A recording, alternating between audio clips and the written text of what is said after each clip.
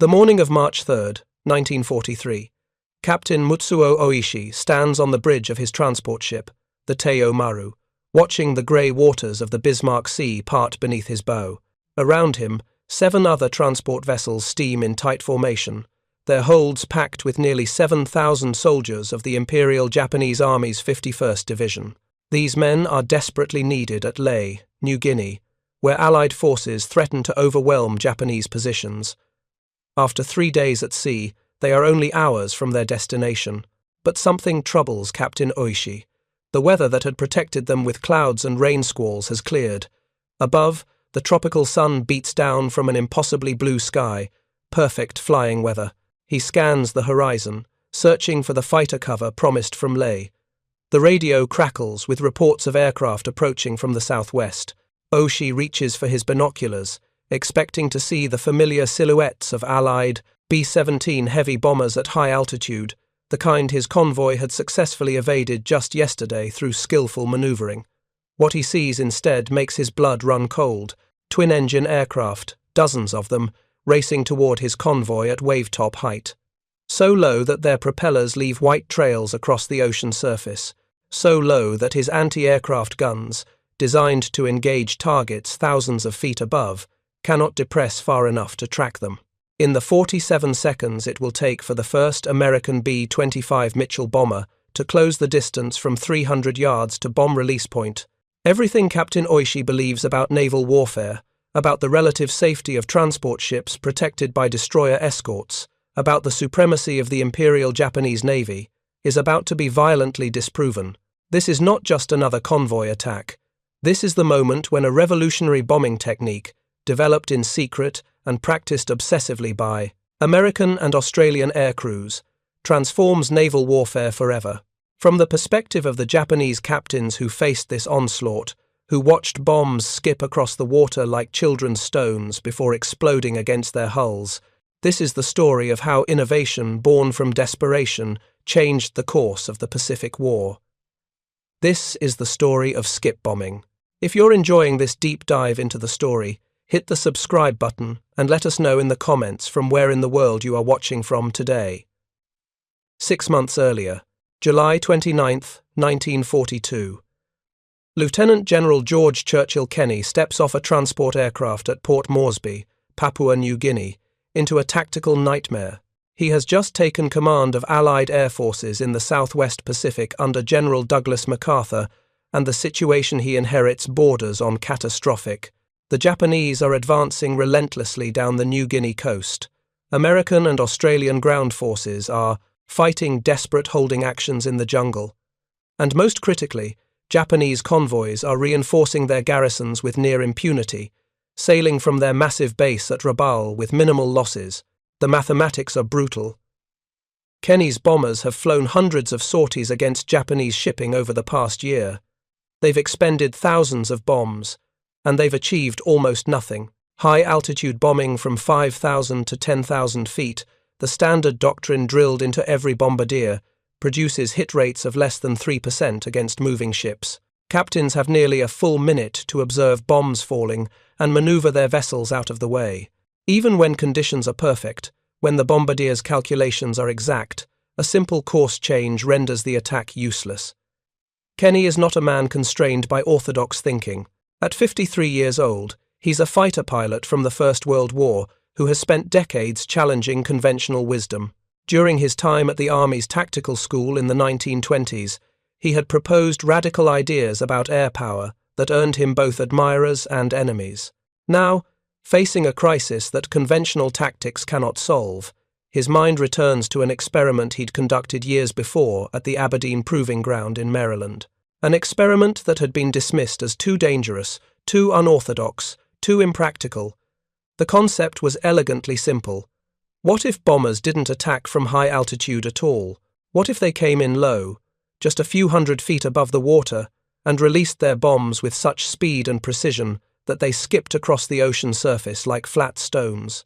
If the physics could be made to work, if pilots could be trained to deliver weapons at altitudes where anti-aircraft fire would be devastating, if bombs could be fused to detonate after skipping into a ship's hull rather than on initial water impact, then maybe, just maybe, American air power could close the sea lanes that keep Japanese forces supplied. The idea isn't entirely new. British pilots had experimented with low-level bombing techniques in the Mediterranean. The Australian Air Force had conducted limited trials, but no one had perfected the technique for large-scale daylight operations. No one had solved the fundamental problem that made low-altitude attacks suicidal. How do you approach a heavily armed warship at point-blank range without being shot out of the sky? Kenney finds a kindred spirit in Major Benn, commander of the 63rd Bombardment Squadron. Benn is a tall, intense pilot who shares Kenney's frustration with ineffective tactics. During the long flight from the United States to Australia, Kenney and Benn had discussed skip bombing at length, working through the technical challenges, debating whether it could be operationalized. Now, in the desperate summer of 1942, with Japanese forces threatening Australia itself, they decide to try. The first tests use the wreck of the SS Pruth, a British passenger steamer that ran aground on Natiara Reef outside Port Moresby Harbour back in January of 1924. For nearly 20 years, the rusted hulk has sat there, slowly breaking apart in the tropical sun. Now it becomes the target for some of the most dangerous aviation training of the war. B-17 Flying Fortress crews practice approaching at 200 feet altitude, flying at speeds of over 200 miles per hour directly at the wreck. At 300 yards, they release practice bombs. The physics prove more complex than theory suggested. Release the bomb too early, and it sinks immediately instead of skipping. Too late, and the aircraft passes over the target before the weapon can strike. The altitude must be exact. Too high, and the bomb lacks the horizontal velocity to skip. Too low, and debris from the explosion or collision with the target's mast can destroy the attacking aircraft. The speed must be precise. Too fast, and the bomb shatters on water impact. Too slow, and it doesn't skip at all.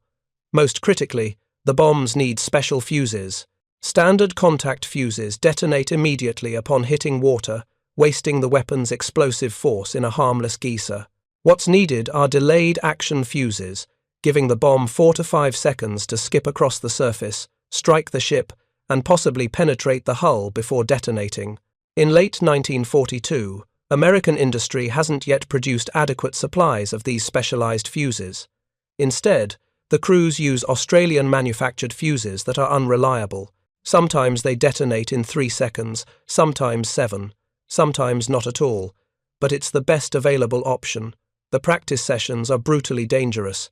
On October 7, 1942, a B-17 collides with the Pruth's mast during a training run. The bomber cart wheels into the ocean. All aboard are killed instantly.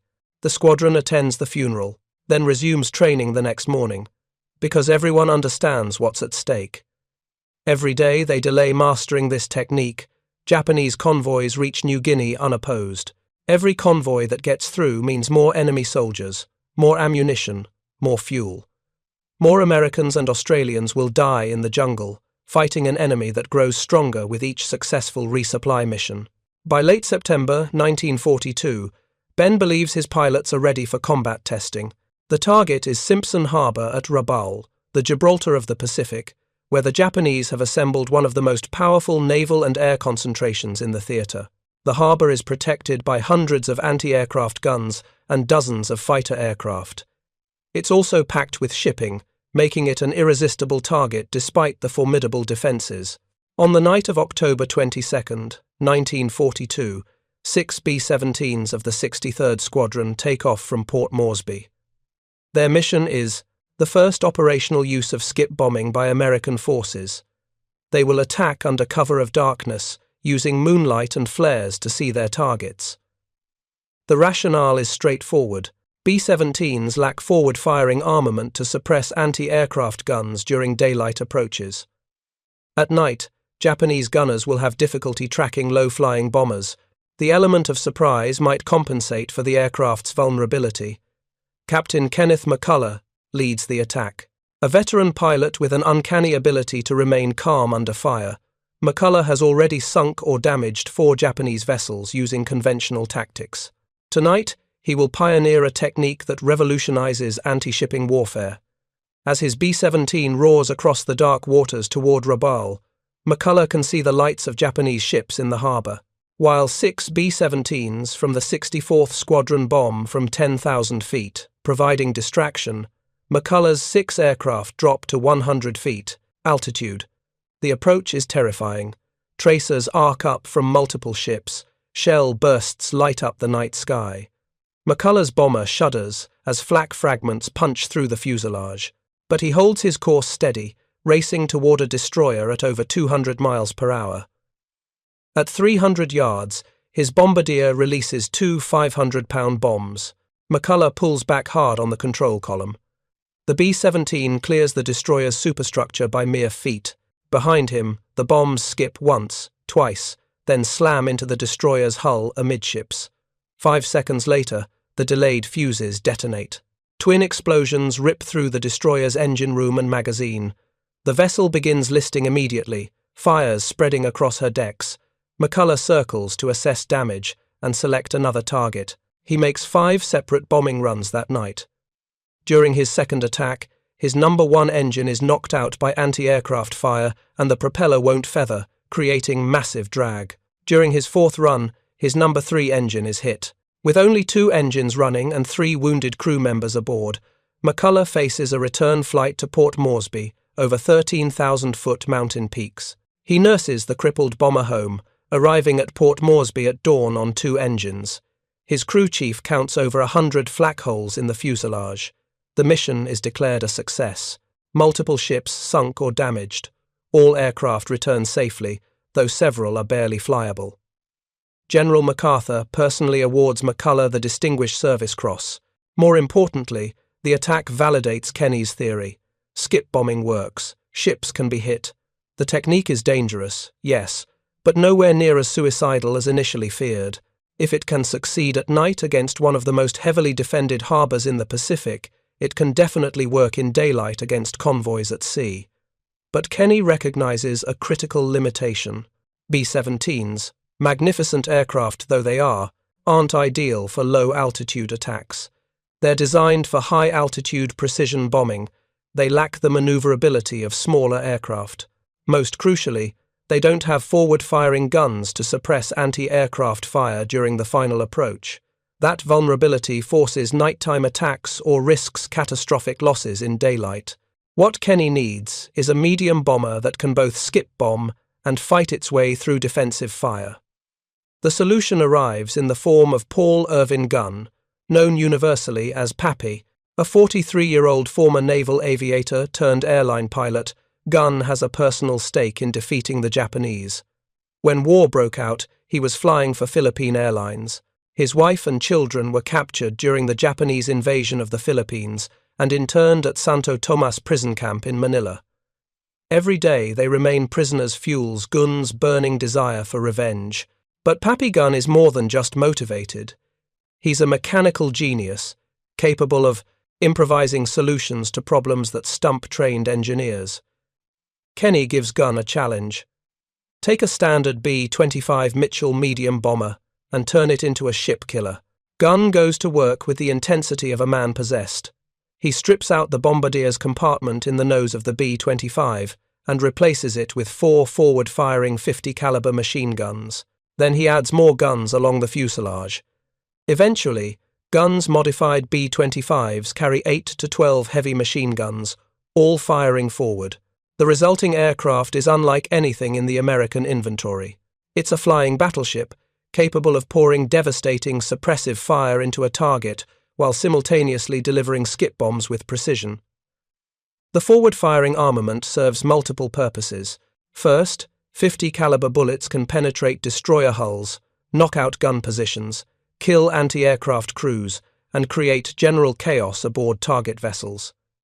Second, the suppressive fire forces enemy, gunners to take cover rather than tracking the incoming bomber.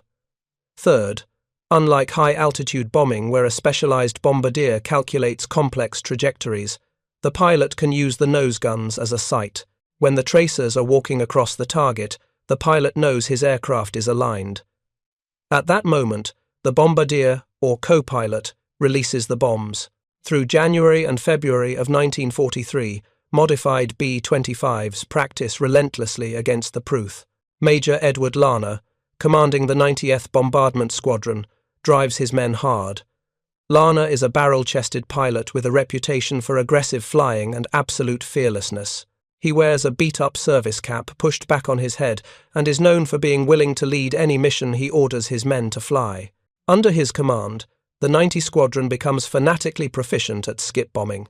Each pilot drops 30 to 40 practice bombs, learning to use a simple windscreen reference mark instead of a complex bomb sight. The Australian contribution cannot be overlooked. Number 30 Squadron of the Royal Australian Air Force flies Bristol Beaufighters, twin-engine heavy fighters armed with 4 20mm cannons and 6 machine guns. The Beaufighter is perfectly suited for suppressing ship defences. Its heavy cannons can penetrate armour and destroy gun positions. Its speed and manoeuvrability make it difficult to track with anti-aircraft fire.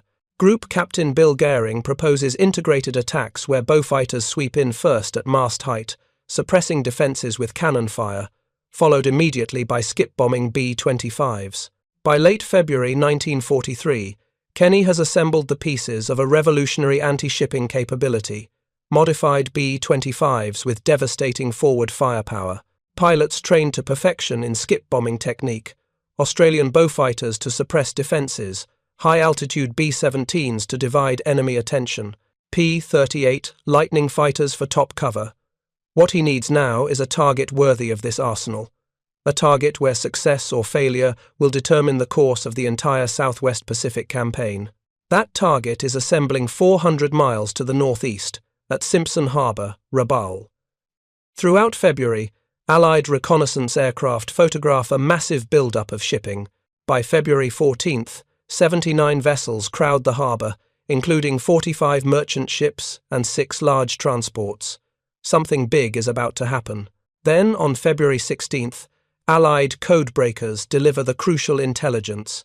Working in Melbourne and Washington, they decrypt Japanese naval messages revealing that a major convoy will depart Rabaul on February 28th. Destination Leh, carrying reinforcements from the 51st Division. The intercepts even specify the convoy's planned route and estimated arrival time. This is the opportunity Kenney has been waiting for. A chance to test his new tactics in a decisive battle. A chance to prove that land-based air power can control sea lanes as effectively as any fleet. A chance to close the route the Japanese used to reinforce their positions in New Guinea. He summons his key commanders to Port Moresby for final planning. The plan calls for coordinated attacks by every available aircraft. 90 heavy bombers, B-17s and B-24s, 41 medium bombers, B-25s, 34 light bombers, A-20 Havocs, 54 fighters for escort and top cover. In total, 219 aircraft will strike the convoy, the largest coordinated air attack yet attempted in the Southwest Pacific. The pilots are both excited and apprehensive. Many have never attempted skip bombing in combat. They know the statistics from practice runs. They know that approaching warships at 200 feet altitude gives those ships point-blank shot opportunities. One lucky hit from a destroyer's guns means certain death. But they also understand what success will mean. Every Japanese soldier who dies in the Bismarck Sea is one less enemy that American and Australian infantry will face in the jungle. Every ship sunk represents thousands of bullets and artillery shells that won't be killing Allied troops. The mathematics of war favour taking risks with aircrew if it saves ground forces from prolonged combat against a reinforced enemy. Meanwhile, at Rabaul, Rear Admiral Masatomi Kimura prepares his convoy with meticulous care. At 54 years old, Kimura is one of the Imperial Navy's most experienced destroyer commanders. A veteran of countless night battles in the Solomons, where Japanese destroyers have proven their superiority time and again. His force for this operation is impressive. 8 of the Navy's finest destroyers, all battle-hardened veterans of Guadalcanal, Shirayuki, wearing Kimura's flag, Asashio, Arashio, Tokitsukaze, Yukikaze, Shikinami, Uranami, and Asagumo, names that strike fear into Allied sailors who have faced them in night combat. But this operation is different from the lightning-fast destroyer runs. Kimura has perfected in the Solomons what the Americans call the Tokyo Express. This time, his sleek destroyers must shepherd 8 slow, vulnerable transport ships loaded with soldiers and supplies.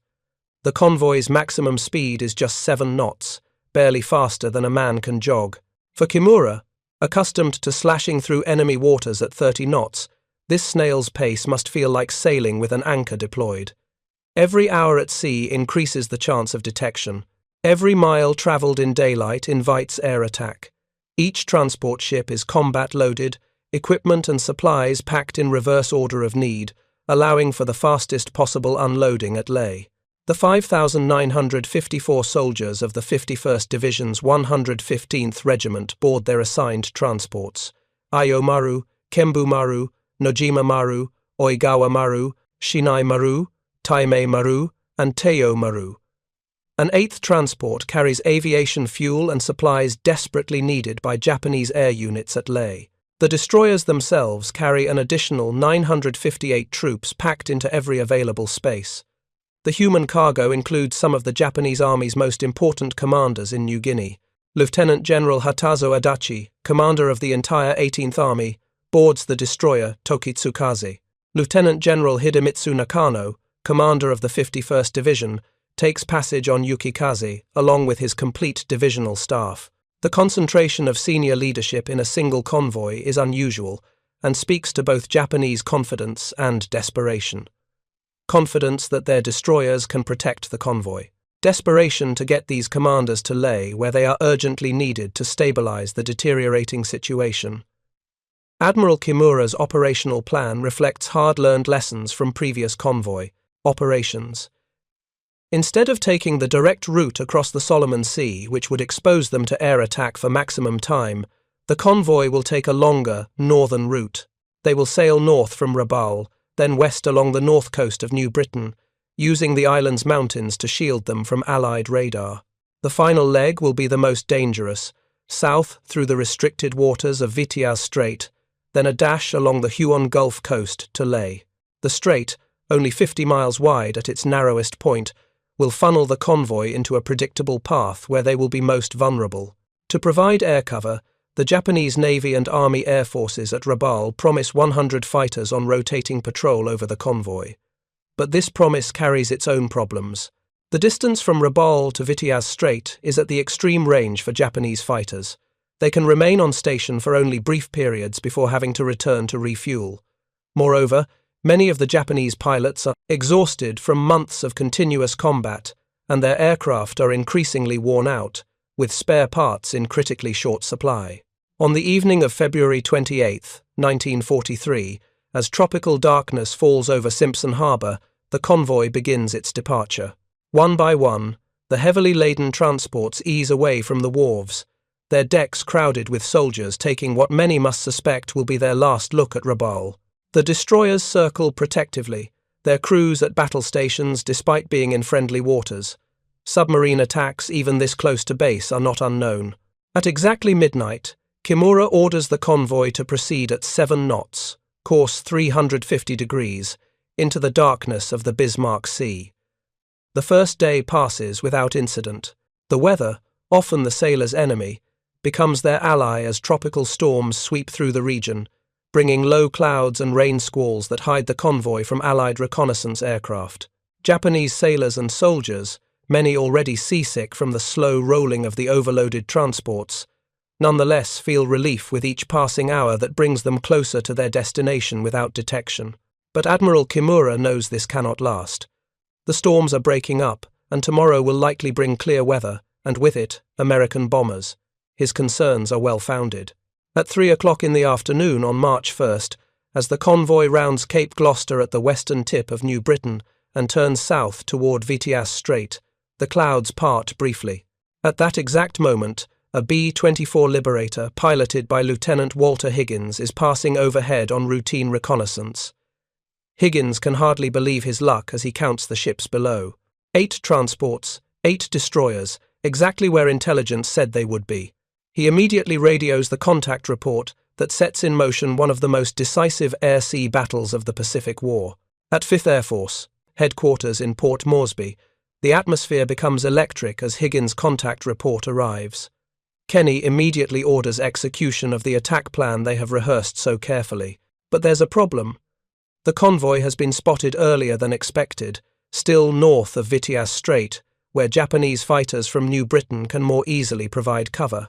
Brigadier General Ennis Whitehead, Kenney's deputy, makes a crucial decision. The first attack will be conventional high-level bombing by B-17s, designed to damage and slow the convoy.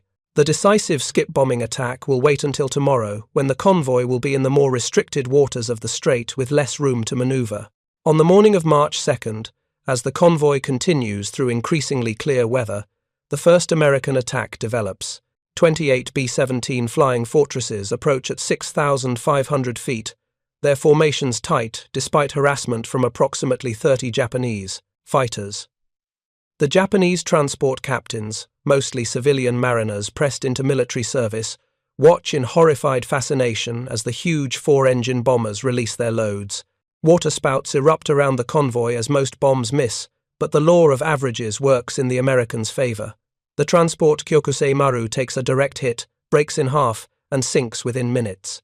Captain Sato Yasuo, commanding the destroyer Asashio, immediately moves to rescue survivors. His crew pulls nearly 700 soldiers and sailors from the oil-slicked waters, cramming them into every available space on the destroyer. This humanitarian action, while admirable, has tactical consequences. Asashio is now dangerously overloaded and less maneuverable, her fighting efficiency compromised by the mass of survivors crowding her decks. As night falls on March 2nd, Admiral Kimura faces a critical decision. The convoy is still 12 hours from Leh, but they've lost one transport and others are damaged. Should they continue at slow speed with the damaged ships, maintaining convoy integrity but remaining vulnerable longer, or should the faster ships race ahead, splitting the convoy but getting at least some troops to Leh quickly? Kimura chooses to keep the convoy together, a decision that will prove fatal. He signals all ships, maintain formation, we proceed to Leh together. Unknown to Kimura, his decision has been intercepted and decoded by Allied intelligence. Kenney and Whitehead know exactly where the convoy will be at dawn, its speed, its formation, its destination. The stage is set for the revolutionary attack that will change naval warfare forever.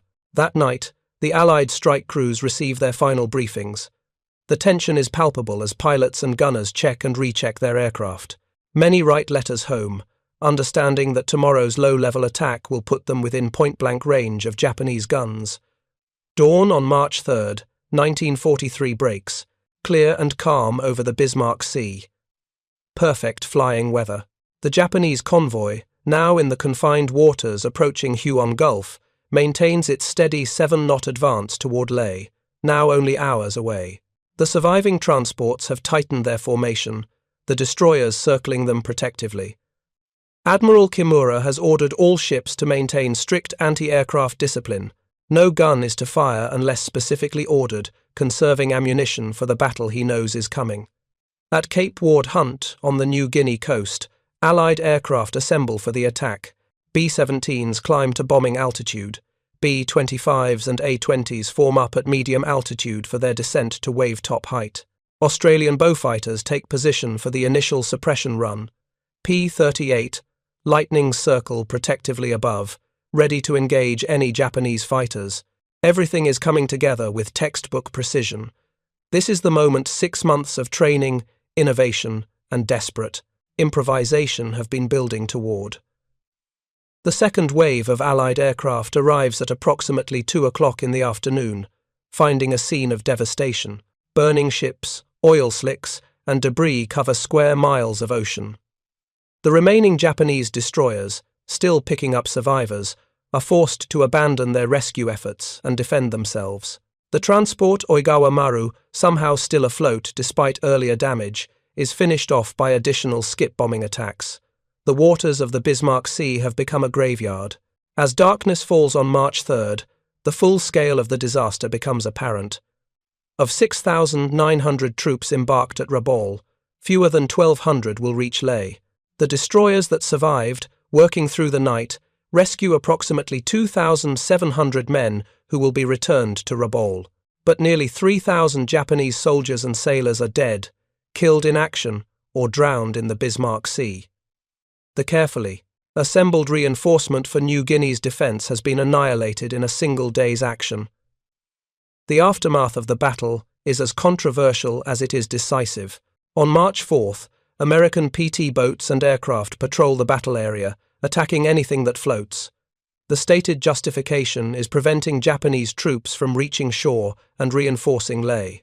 But many Allied aircrew are sickened by what they see as the unnecessary killing of helpless survivors. Lieutenant Charles Howe, who had performed brilliantly during the skip bombing attack, later writes to his wife, "We destroyed them completely. It was necessary, I know, but I can't forget the sight of all those men in the water. This isn't the kind of war I thought I'd be fighting." This moral complexity, the transformation of warfare from a contest between combatants to the wholesale destruction of human beings, haunts many participants for the rest of their lives. Some crews refuse to strafe survivors, ignoring direct orders. Others carry out the mission with grim determination, reasoning that every Japanese soldier eliminated at sea is one less enemy their comrades on the ground will face. There are no easy answers, only the brutal calculus of total war. For the Japanese Navy, the Battle of the Bismarck Sea represents a fundamental shift in the nature of naval warfare.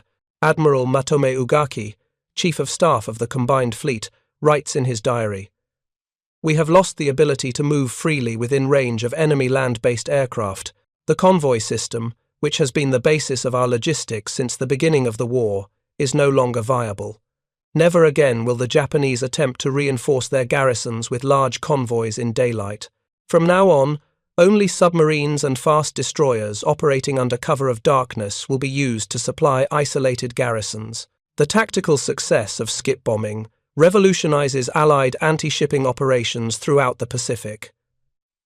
General Kenney's innovation, born of desperation and necessity, proves that properly equipped and trained land-based aircraft can control sea lanes as effectively as any naval force. Within months, skip bombing techniques are being employed from the Solomons to the Philippines, making Japanese shipping movements increasingly hazardous and ultimately unsustainable. The technique spreads beyond the Pacific. In the Mediterranean, American B-26 Marauder squadrons adopt skip bombing against German and Italian vessels with similar success. For Major Benn, the architect of the B-25 gunship modifications, the battle is both a professional triumph and personal vindication. His family remains imprisoned in the Philippines, and every Japanese ship sunk brings their liberation closer. He continues to innovate, developing new weapons and tactics that will make Allied aircraft even more deadly. North American Aviation, manufacturer of the B-25, begins incorporating guns modifications directly into production aircraft, creating purpose-built gunships that will terrorize Japanese shipping for the remainder of the war. The strategic implications of the Bismarck Sea disaster ripple throughout the Japanese command structure. On March 25, 1943, Imperial General Headquarters issues a new directive prioritizing the defense of New Guinea over operations in the Solomon Islands. But without the ability to reinforce and supply their positions by sea, this directive is essentially meaningless. The Japanese garrisons at Lae, Salamaua, and other positions along the New Guinea coast are now effectively isolated, left to fight and die where they stand. Lieutenant General Adachi, who survived the sinking of Tokitsukaze, reaches Lae with fewer than 1,200 troops, less than 20% of the force that departed Rabaul. His 18th Army, already under strength and poorly supplied, must now face growing Allied forces without hope of significant reinforcement. In his first report to Rabaul, Adachi states simply, "The situation is beyond recovery by normal means." His pessimistic assessment proves accurate. Within 6 months, Lae falls to Allied forces, advancing by land and air. The individual stories of survival from the battle are both remarkable and tragic. One soldier from the 51st Division describes spending 3 days clinging to wreckage before washing ashore on a Japanese-held island. Of the 12 men who started on the same piece of debris, only 3 survived. The others were taken by sharks, exhaustion, or despair. Such accounts become common as survivors trickle in over the following weeks. Many arrive at Rabaul, physically broken, psychologically shattered, unable to describe the horror they experienced. Rear Admiral Kimura, wounded but alive, faces no official censure for the convoy's destruction. The Japanese High Command recognizes that he faced an impossible situation, but the psychological impact of watching his entire force destroyed in minutes by a new form of attack, he could neither anticipate nor counter-break something in this veteran officer. He never commands another convoy operation, spending the remainder of the war in administrative positions, haunted by memories of the Bismarck Sea. The American pilots who participated in the battle become instant legends in the Southwest Pacific Theater.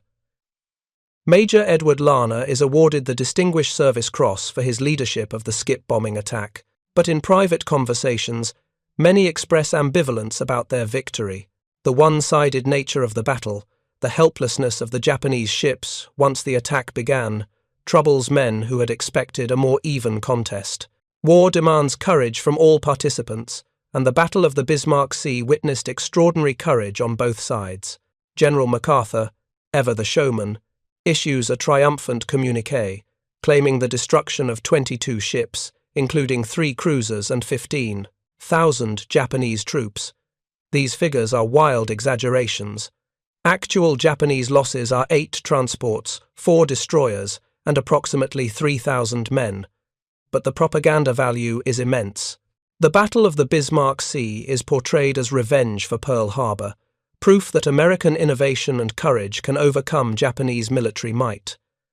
The reality, as always in war, is more complex. For the Australians who participated in the battle, particularly the Beaufighter crews of No. 30 Squadron, the victory validates their contribution to the Pacific War.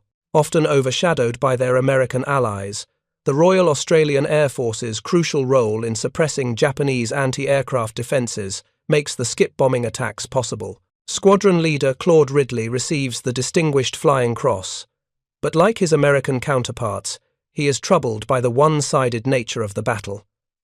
"It wasn't a fight," he later says. "It was an execution."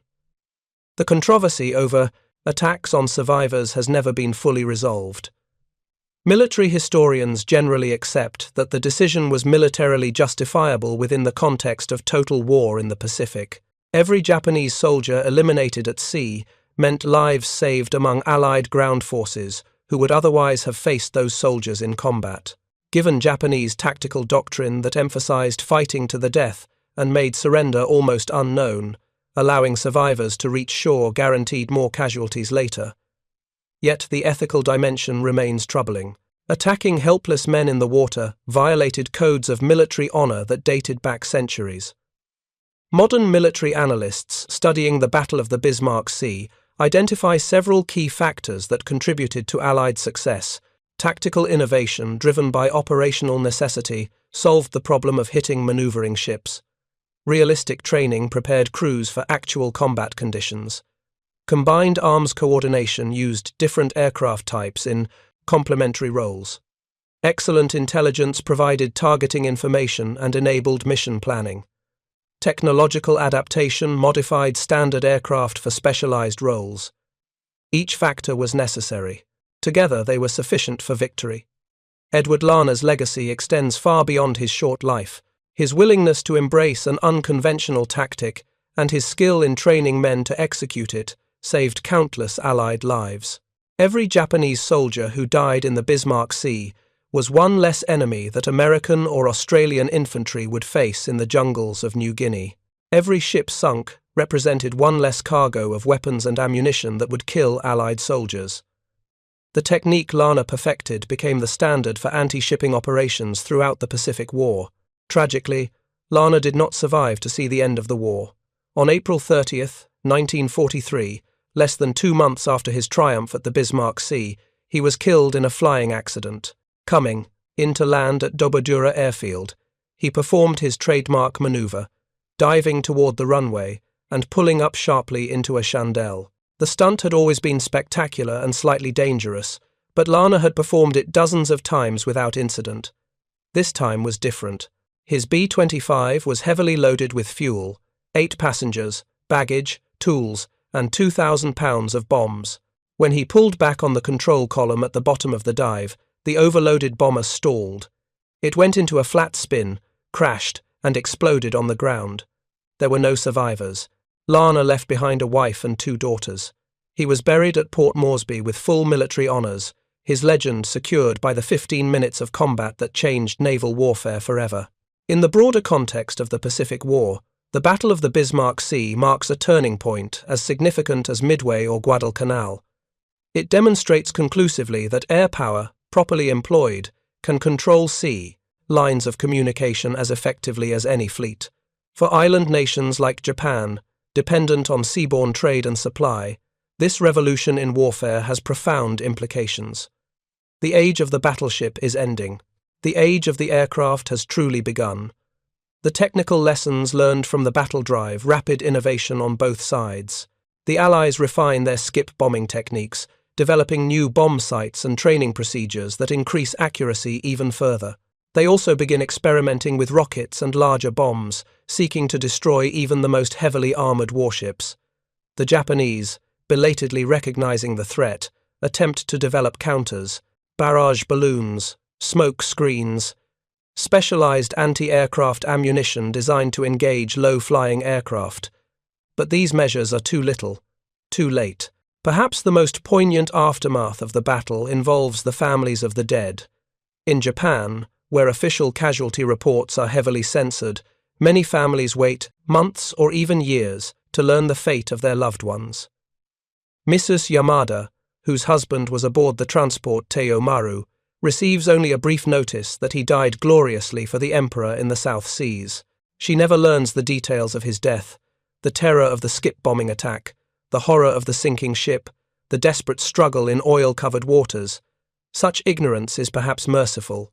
For the Allied codebreakers who provided the intelligence that made the victory possible, the Battle of the Bismarck Sea is proof of their value. The ability to read Japanese naval codes gives the Allies an insurmountable advantage, allowing them to concentrate their forces at exactly the right time and place. But this success carries its own danger. If the Japanese realize their codes are compromised, they will change them, blinding Allied intelligence.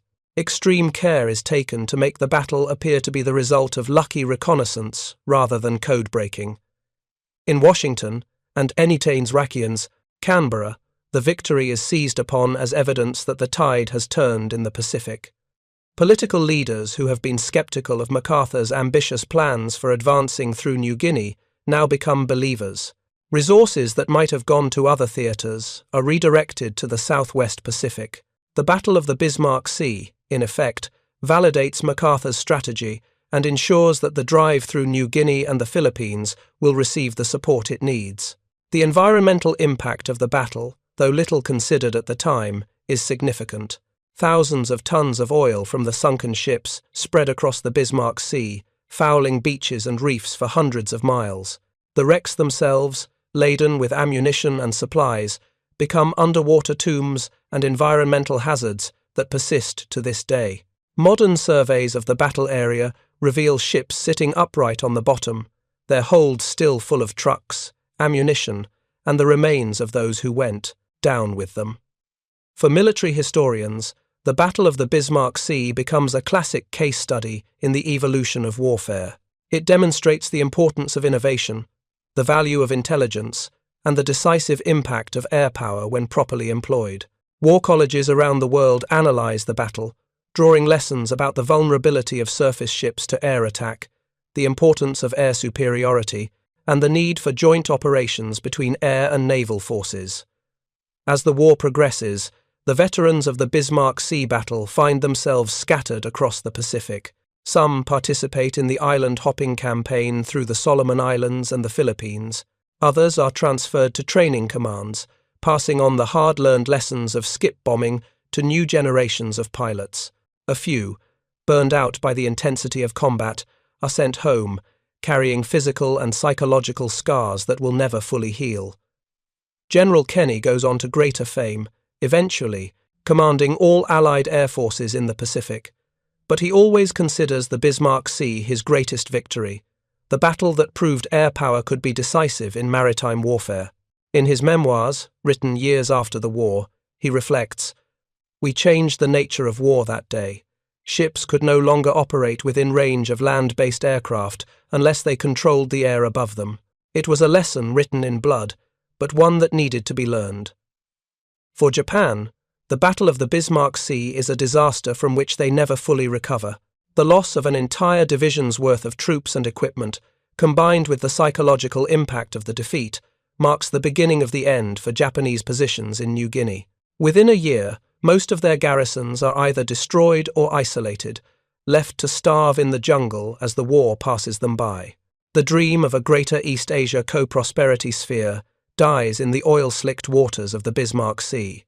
The technological revolution initiated by skip bombing continues long after the war. Modern anti-ship missiles essentially follow the same principle: high-speed, low-altitude approach to avoid detection and defensive systems. The B-25s of 1943, with their improvised gunship modifications and skip bombing techniques, are the direct ancestors of today's maritime strike aircraft. The lesson that innovation and adaptation can overcome seemingly insurmountable challenges remains as relevant today as it was in the desperate days of 1943. In the end, the Battle of the Bismarck Sea is remembered differently by different people. For the Allies, it is a triumph of innovation and courage, proof that they could defeat Japan's best forces. For the Japanese, it is a tragedy that exemplifies the impossible situation they faced: outnumbered, outgunned, and facing an enemy whose technological and industrial superiority grew stronger with each passing day. For the families of the term, dead on both sides, it is simply a date when their world changed forever, when fathers, husbands, and sons disappeared into the vastness of the Pacific. Today, the Bismarck Sea is peaceful, its waters plied by fishing boats and the occasional research vessel documenting the wrecks below. But for those who know the history, who understand what happened here on March 3, 1943, these waters tell a different story. They speak of innovation born of desperation, of courage in the face of certain death, of the terrible arithmetic of war where success is measured in ships sunk and lives lost. They remind us that behind every military innovation, every tactical triumph, there is a human cost that can never be fully calculated or repaid. The battle's legacy extends beyond military history into the realm of ethics and international law. The attacking of survivors in the water, even if militarily justifiable, raises uncomfortable questions about the conduct of war. Where is the line between military necessity and humanity? Can actions be both tactically correct and morally wrong? These questions, first raised in the aftermath of the Bismarck Sea, continue to challenge military leaders and ethicists today. For the survivors, the battle never really ends. Decades after the war, elderly Japanese veterans still wake with nightmares of skip-bombing B-25s coming in at wavetop height. American pilots still see the faces of Japanese sailors in the water, wondering if they should have done something different. Australian Beaufighter crews still hear the sound of their cannons tearing through thin steel and human flesh. These psychological wounds, invisible but real, are perhaps the battle's most enduring legacy. The strategic impact of the Battle of the Bismarck Sea reverberates through the remainder of the Pacific War. Japanese inability to reinforce their garrisons means that Allied forces can advance more rapidly than anticipated, leapfrogging from island to island, bypassing strong points that would have required bloody frontal assaults. Lives are saved, Allied lives, because of the success at Bismarck Sea. But this calculus of war, trading Japanese lives for Allied ones, is its own form of moral burden. In military academies around the world, the Battle of the Bismarck Sea is studied as a perfect example of what modern theorists call effects-based operations, achieving strategic goals through precise application of force rather than overwhelming mass. The battle demonstrates that with proper intelligence, innovative tactics, and coordinated execution, a smaller force can defeat a larger one. It's a lesson that resonates in an age of precision, weapons, and limited military budgets. The human dimension of the battle extends beyond the combatants to include the native peoples of New Guinea and nearby islands. For them, the battle brought both opportunity and tragedy. Opportunity in the form of salvage from wrecked ships and aircraft. tragedy in the disruption of their traditional fishing grounds, and the introduction of modern warfare's devastation to their homeland. Their stories, largely unrecorded, are part of the battle's broader legacy. As we reflect on the Battle of the Bismarck Sea from the perspective of 8 decades, what lessons emerge?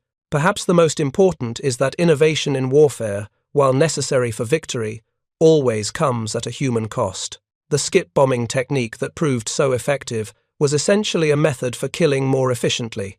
The modified B-25s that swept through the Japanese convoy were instruments of destruction, no matter how much we admire the ingenuity of their creation. Yet we must also acknowledge the context in which these innovations occurred.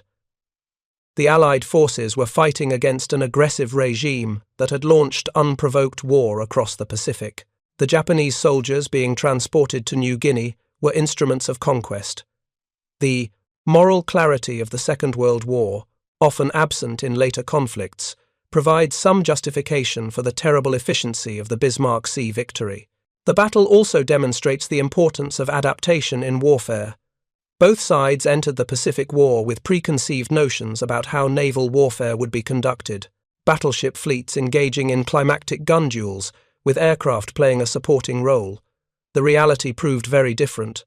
Those who adapted quickly, like Kenney and his innovative airmen, succeeded. Those who clung to outdated doctrine paid a terrible price. Looking forward, the Battle of the Bismarck Sea offers warnings for contemporary military planners. It shows how quickly technological advantage can shift, how innovations can render entire military strategies obsolete almost overnight. In an age of cyber warfare, drones, and artificial intelligence, the lesson of Bismarck Sea, that innovation and adaptation are essential for military success, remains profoundly relevant. The personal stories from the battle remind us that war is ultimately about human beings, not statistics or strategic objectives. Each of the 3,000 Japanese who died in the Bismarck Sea had a family, hopes, dreams. Each Allied airman who flew into anti-aircraft fire had people waiting for them to come home. These individual tragedies, multiplied millions of times across the Pacific War, constitute the true cost of conflict. The story of the Battle of the Bismarck Sea, from Rear Admiral Kimura's desperate convoy to General Kenney's innovative tactics, from the courage of individual pilots and sailors to the tragedy of thousands of deaths, is ultimately a human story. It reminds us that behind every military innovation, every tactical victory, every strategic decision, there are human beings whose lives are forever changed. In those 47 seconds that Japanese captains had to react, in those 15 minutes that destroyed a convoy, entire worlds ended and history pivoted. This is the true legacy of the Battle of the Bismarck Sea, not just the tactical lessons or strategic implications, but the reminder that war is the most serious of human endeavors, demanding our best qualities while revealing our capacity for destruction. The men who fought and died in the Bismarck Sea, Japanese and Allied, soldiers and sailors, airmen and Marines, deserve to be remembered not as statistics, but as individuals who found themselves at a crucial moment in history. Their sacrifice, whether voluntary or forced, whether in victory or defeat, contributed to the shaping of our modern world. We owe them not just remembrance, but understanding, not just honor, but learning from their experiences to build a better, more peaceful future. As the sun sets over the Bismarck Sea today, its waters calm and peaceful, it's hard to imagine the violence and terror of March 3rd, 1943, but beneath those peaceful waters lie the remains of ships and men, silent testimony to one of the Pacific War's most decisive battles. Their presence reminds us that the freedom and prosperity we enjoy today was purchased at terrible cost, and that we have an obligation to those who paid that price, to use our freedom wisely and work toward a world where such sacrifices are no longer necessary. This is the story of why bomber crews started skip bombing, not because it was glamorous or easy, but because it was necessary, because conventional tactics had failed and innovation offered the only path to victory, because desperate times demanded desperate measures, because men like Kenney, Benn, Gunn, and Lana refused to accept failure and instead pushed the boundaries of what was possible. Their innovation, forged in the crucible of war, changed the nature of naval combat forever and helped turn the tide in the Pacific. The claim of 100% accuracy, while hyperbolic, captures the revolutionary nature of what was achieved. When, compared to the 3% hit rate of high-altitude bombing, skip bombing's 50% hit rate seemed miraculous. When properly executed against the right targets, the technique was devastatingly effective. The Japanese convoy at Bismarck Sea learned this truth in the most brutal way possible. In 15 minutes, an entire convoy ceased to exist.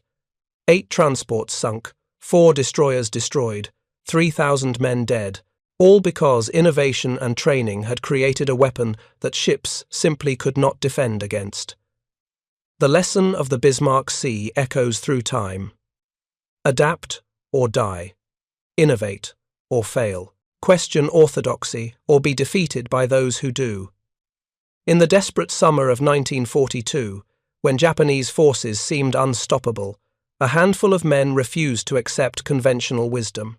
They experimented with techniques that had been dismissed as too dangerous. They modified aircraft in ways the designers never intended.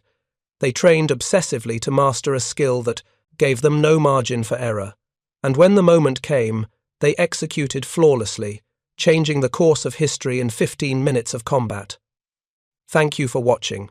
For more detailed historical breakdowns, check out the other videos on your screen now, and don't forget to subscribe.